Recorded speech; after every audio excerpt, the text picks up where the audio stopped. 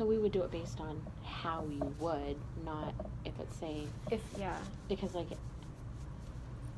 so I would say that you're developing in this particular category where it asks collaboration for safe, positive learning climate, because that's what you've been doing, right? Okay, student-centered classroom.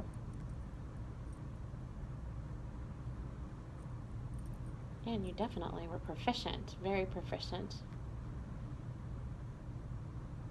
Actually, you were outstanding in that, because it's like there's just like a fine line, but yeah, you were, because it was all students participated and everything like that. So we will give you a beautiful 4 there. You're like me, I'm like. I had a question, like when I started the lesson, should I have done anything before I started going, like having them review about like the heading and the glossary and stuff? Should I have done a different approach to like introduce that type of lesson, even though they already knew about the text features? You could have reviewed it. I mean, that's always something that you can, like when, even if you taught the same similar lesson the day before, you can always do like, let's review what we learned from before, so they kind of know. So yeah, you can always do that, and that's always trial and error. You know, it's like sometimes you, like if you notice a bunch of kids are not getting it, that would be like a good, like, you would base it on what was the lesson like the day before, and just build on it. So it might be a quick review just for the kids who maybe don't quite understand it. Okay. So, let's see.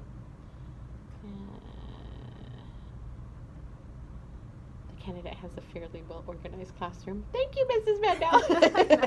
No. Sorry. Is that what it says? Yeah, because we're talking about managing and learning environment. It says the candidate has a fairly well-organized classroom, but is not managing time and classroom space, i.e. desk groups. No, that's not you. I would say that you have an effectively organized and allocates and coordinates the time space. Yeah, I will definitely give you a 3 in there. I was like, well, it's organized. So, it's very organized. Verbal and nonverbal. Okay, so this one is asking also about, so this one goes from asking about the student's culture and background to their family's culture and background. So in this is going to be a harder one, because the culture, you're going to have to like incorporate it more into what your plan is like versus what that looks like. So I'm trying to think, do we have anything coming up? Just where the parents get to know you, or you know, see you. So like when we go on our field trip, you know, you going, the parents will see that you're part of that, because I'm gonna let you kind of be in charge.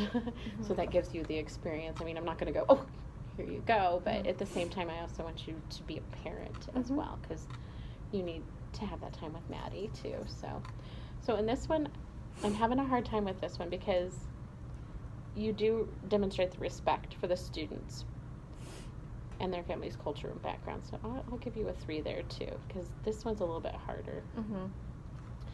The use of interactive technology. So